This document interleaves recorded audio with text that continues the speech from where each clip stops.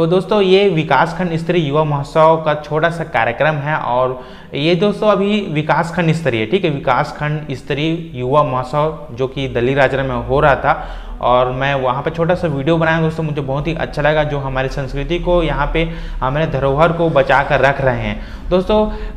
ये बहुत ज़रूरी है दोस्तों और आप लोग समझ सकते हैं, जैसे कि अगर हम इसे नहीं बचाएंगे, अगर इसे हम लोग अभी सजो के नहीं रखेंगे तो उसका रूप कौन ले रहा है? रिकॉर्डिंग डांस प्रतियोगिता, डीजे डांस प्रतियोगिता, इसे आप लोग भली बात इससे परिचित हैं। लेकिन जो हमारे जो छत्तीसगढ़ शासन, जो हमारी सरकार है, वो जो सभी जो लोक नृत्य है, लोकगीत है, सभी को बचाए रखना चाहते हैं, इसलिए इस तरह के कार्यक्रम चला रहे। तो ज़्यादा से ज़्यादा इस वीडियो को आप लोग व्हाट्सएप में, फेसबुक में शेयर कीजिएगा दोस्तों, और चैनल में तो चैनल को सब्सक्राइब कीजिए, बेल आइकन को भी दबा दीजिएगा, क्योंकि मैं इस तरह के वीडियो लेकर आते रहता हूँ। तो चलिए दोस्तों, मिलते हैं एक नए वीडियो में, इस तरह के वीडियो में।